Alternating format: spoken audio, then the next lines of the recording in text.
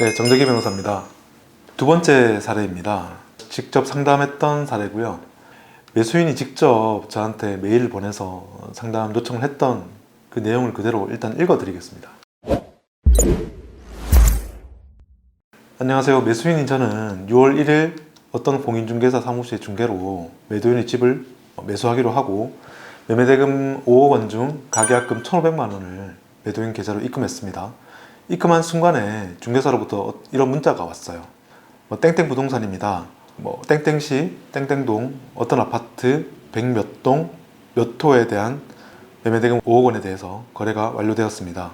이에 대한 계약금 일부로 1,500만 원이 소유자 김땡땡님에게 입금되었습니다.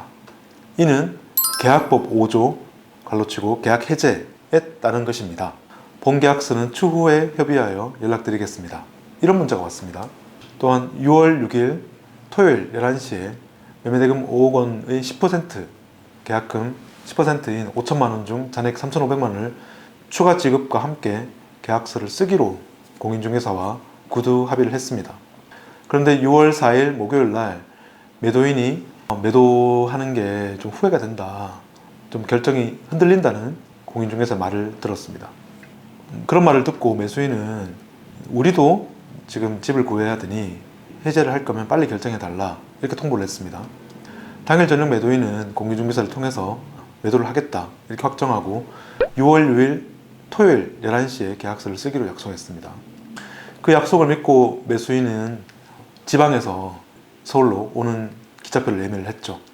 그런데 6월 5일 오전 매도인이 일방적으로 계약을 파기했습니다.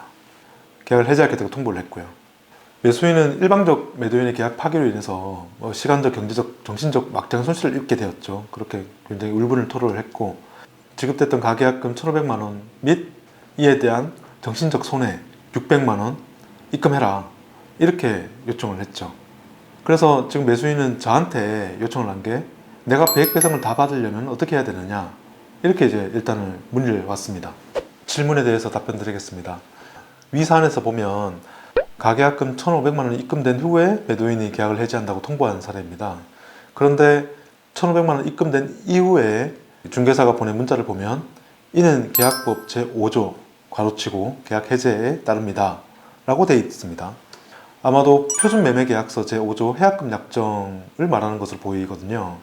위 문자로 인해서 가계약금은 해약금으로 보는 계약이 성립됐습니다.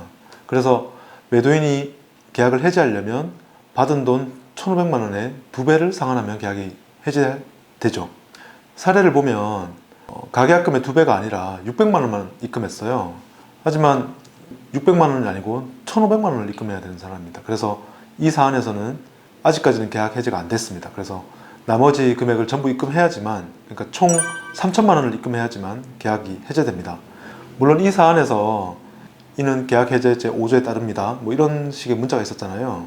그것을 총 계약 금액의 2배 상환 조항으로 해석될 수 있지 않느냐, 이렇게 볼 수도 있는데요. 이 문자만으로는 사실 그렇게 해석하기는 좀 불가능한 것 같고, 가계약금을 해약금으로 하기로 하는 조항으로 해석됩니다. 그래서 이 사안에서는 1,500만 원하고 거기에 대한 손해배상금 1,500만 원, 합계 3천만 원을 지급해야지만 계약이 해제되는 사안입니다. 따라서 이 사안에서는 매수인은 위 돈을 다 주지 않으면 소유권 이전 등기 소송을 제기할 수 있는 사안입니다. 근데 이 사례에서는 매수인이 600만 원만 더 받고 계약이 다 끝난 것처럼 생각을 해서 찾아온 사람이었거든요.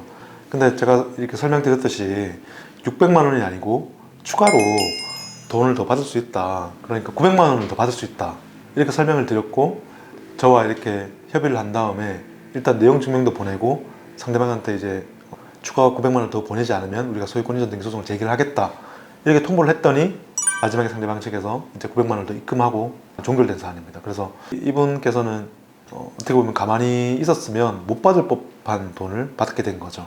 만약에 상대방 측에서 900만 원을 더 주지 않았으면 우리는 바로 또 소유권 이전 등기 소송을 제기를 해서 소유권을 가져올 수 있는 가능성이 있었던 사안이죠. 물론 소유권 이전 등기 소송을 제기를 하면 상대방 측에서 900만 원을 공탁하고 바로 계약을 종료시킬 수 있겠지만, 우리로서는 선택지가 두 가지가 있었던 사안이고, 저희 입장에서는 리스크가 덜한 900만 원을 더 입금을 요청하는 것으로 사건을 종결시킨 케이스입니다.